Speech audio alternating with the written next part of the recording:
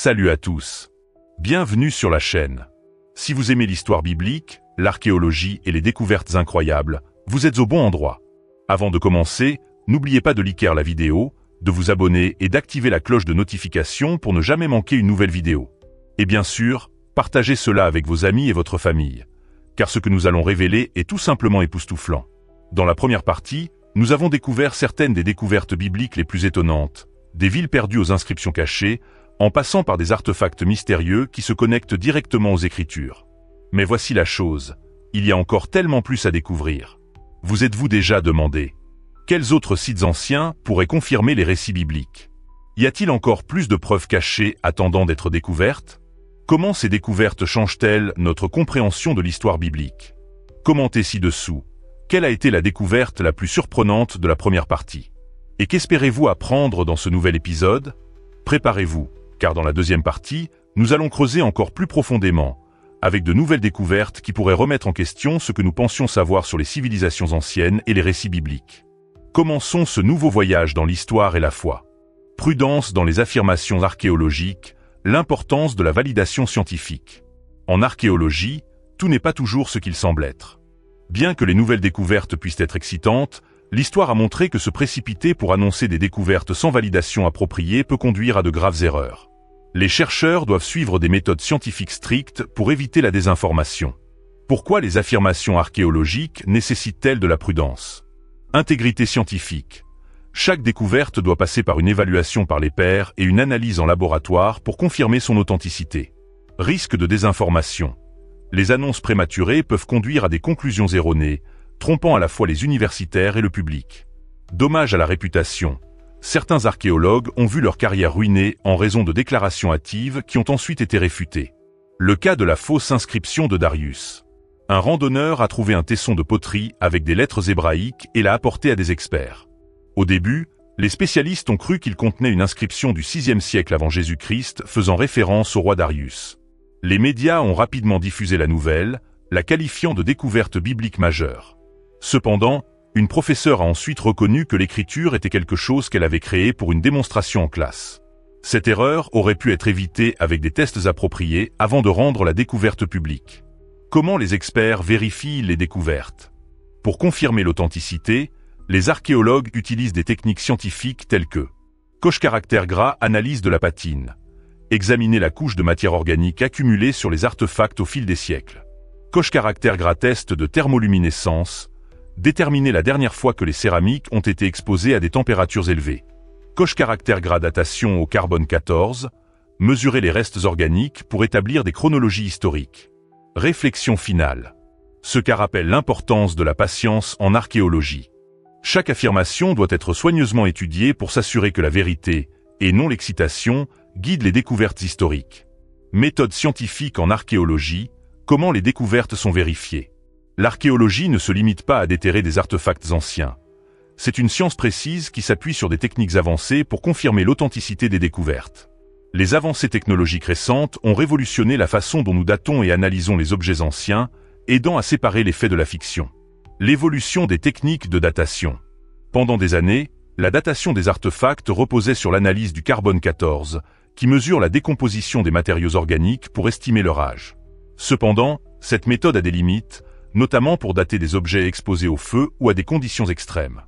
Pour relever ces défis, les scientifiques utilisent désormais coche-caractère gras, test de thermoluminescence, détermine quand la poterie ou les céramiques ont été chauffées pour la dernière fois. Coche-caractère gras, analyse de la patine, étudie les couches de vieillissement naturel sur les artefacts pour détecter les falsifications.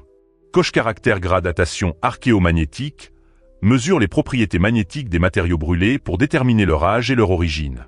La percée dans la datation des structures brûlées. Une avancée majeure est la capacité à dater des objets brûlés à basse température, moins de 200 degrés Celsius. Cela est crucial pour étudier les villes bibliques détruites, où les structures ont été incendiées pendant les guerres. Un cas récent concerne la ville de Gath, mentionnée dans 2 Rois 12h17, où le roi araméen Hazaël aurait détruit la ville. Les critiques avaient auparavant rejeté ce récit biblique, affirmant que Gath n'avait pas de fortification significative à cette époque. Cependant, avec les nouvelles techniques archéomagnétiques, les chercheurs ont confirmé que le site avait bien été brûlé à l'époque de Hazaël, soutenant ainsi le récit biblique. Pourquoi ces méthodes sont-elles importantes? Elles permettent aux chercheurs de distinguer les couches de construction dans les villes anciennes. Elles aident à éviter les interprétations erronées qui pourraient induire en erreur les historiens et le public. Elles prouvent ou réfutent les récits historiques, y compris les événements bibliques. Réflexion finale. Grâce à ces avancées scientifiques, l'archéologie devient plus précise que jamais. Ces méthodes redéfinissent notre compréhension de l'histoire et valident les détails des textes anciens. Archéologie et précision biblique. Comment les découvertes soutiennent les Écritures? Beaucoup pensent que le rôle principal de l'archéologie est de prouver que la Bible est vraie. Mais en réalité, sa plus grande contribution est de fournir un contexte historique. Plutôt que de chercher des reliques perdues comme l'arche de Noé ou l'arche de l'Alliance, l'archéologie moderne se concentre sur des détails petits mais cruciaux qui s'alignent sur les récits bibliques. Comment l'archéologie confirme-t-elle les récits bibliques? Au lieu de chercher des artefacts grandioses, les archéologues analysent. Coche caractère gras les structures et fortifications des villes, confirmant les descriptions bibliques de lieux comme Lachish, Megiddo et Jérusalem. Coche caractère gras les inscriptions anciennes, identifiant des noms, des dates et des événements qui correspondent aux récits bibliques. Coche caractère gras les systèmes économiques, découvrant comment le commerce, la taxation et la monnaie fonctionnaient à l'époque biblique. L'importance des petits détails. Un excellent exemple est celui des portes de la ville trouvées à José, Megiddo et Hazor, qui correspondent à la description des fortifications de Salomon dans un roi 9h15. Alors que les sceptiques affirmaient autrefois que le royaume de Salomon était exagéré, la datation au carbone 14 a confirmé que ces structures remontaient à son règne, renforçant ainsi la crédibilité biblique. Un autre cas concerne les systèmes monétaires dans l'ancien Israël. La découverte d'une pièce d'argent perse cassée en Judée a montré qu'avant la standardisation de la monnaie, les gens utilisaient des morceaux d'argent pesés sur des balances. Tout comme décrit dans la Bible lorsque Joseph a été vendu pour 20 cycles d'argent, Genèse 37, 28. Le risque de mauvaise interprétation. Ignorer le contexte historique peut conduire à une mauvaise lecture des textes bibliques. Par exemple, comprendre la situation politique en Israël pendant le règne de Salomon aide à expliquer ses projets de construction et ses alliances. Savoir comment fonctionnait le commerce ancien empêche les lecteurs modernes d'appliquer des concepts économiques du XXIe siècle à l'époque biblique. Réflexion finale. L'archéologie ne se contente pas de valider la Bible, elle enrichit notre compréhension de celle-ci. En découvrant le contexte culturel et historique des récits bibliques, nous acquérons une appréciation plus profonde des Écritures. La découverte de la langue amorite, décrypter un ancien dialecte biblique. L'une des découvertes linguistiques les plus marquantes des dernières années est le déchiffrement de la langue amorite, une langue parlée par l'un des peuples anciens de Canaan mentionnés dans la Bible. Qu'a-t-on trouvé? Une découverte vieille de 30 ans en Irak a été réexaminée, révélant une tablette cunéiforme bilingue écrite en akkadien et dans une langue sémitique inconnue. Après des années de recherche, les spécialistes ont identifié la langue inconnue comme étant l'amorite, un dialecte perdu étroitement lié à l'hébreu. Pourquoi est-ce important? Les Amorites faisaient partie des peuples anciens habitant Canaan lorsqu'Abraham est arrivé, comme mentionné dans Genèse 15h16. Il est possible qu'Abraham lui-même ait parlé ou interagi avec des locuteurs amorites, ce qui rend cette découverte cruciale pour comprendre l'histoire biblique ancienne. C'est la première fois que les spécialistes peuvent reconstruire des phrases complètes en amorite, nous donnant un aperçu de la façon dont les gens communiquaient à l'époque biblique. Une découverte comparable à la pierre de Rosette. Cette percée est comparée à la découverte de la pierre de Rosette, qui a permis aux spécialistes de déchiffrer les hiéroglyphes égyptiens. De même, la tablette amorite ouvre de nouvelles portes pour comprendre les langues sémitiques anciennes et leur influence sur l'hébreu et d'autres dialectes bibliques. Réflexion finale. Avec le déchiffrement de l'amorite, nous sommes un pas plus près de comprendre la langue et la culture des peuples qui vivaient à l'époque des patriarches.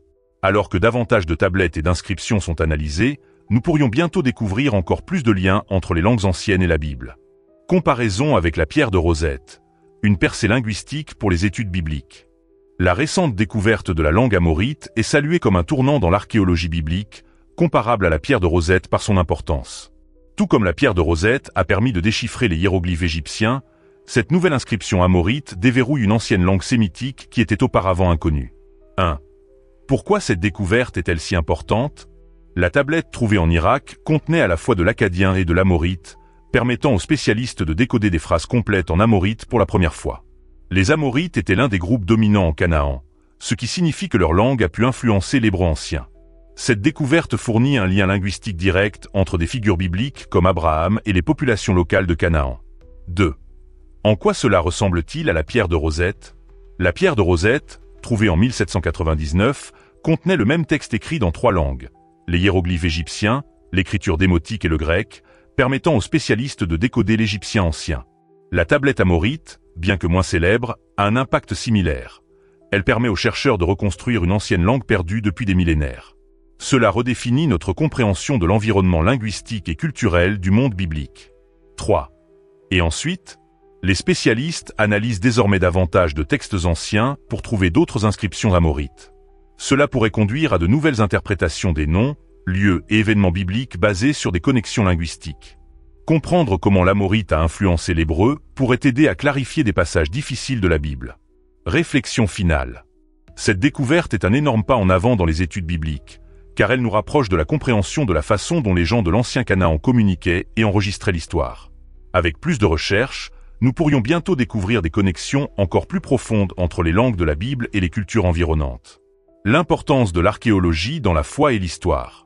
L'archéologie joue un rôle crucial dans l'approfondissement de notre compréhension de l'histoire et de la culture biblique.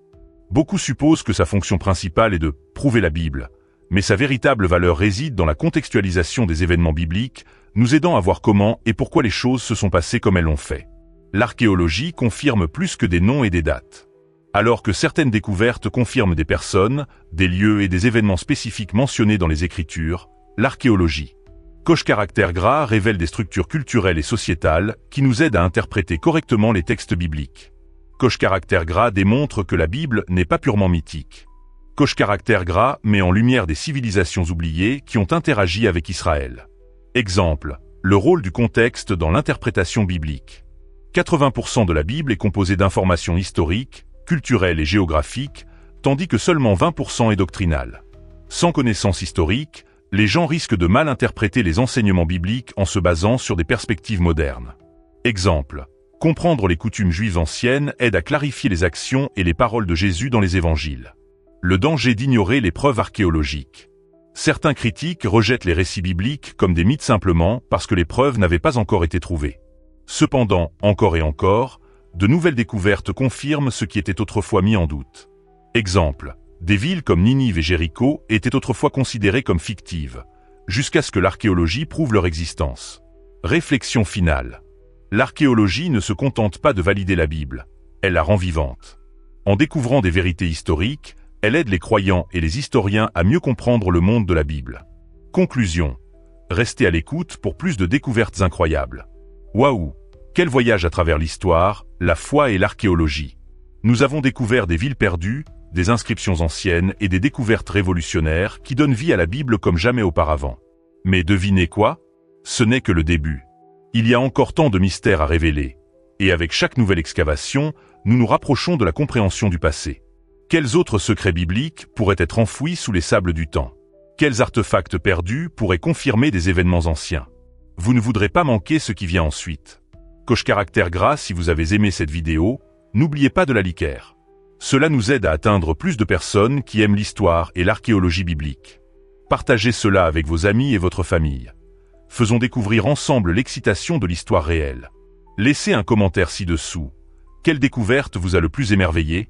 Quel mystère biblique aimeriez-vous voir explorer ensuite? De nouvelles vidéos sont en route, mais nous avons besoin de votre soutien pour continuer à les produire. Abonnez-vous et activez la cloche de notification pour ne jamais manquer un nouvel épisode, il y a toujours plus à découvrir. Jusqu'à la prochaine fois, continuez à explorer, à questionner et à découvrir l'histoire incroyable derrière la Bible. À bientôt!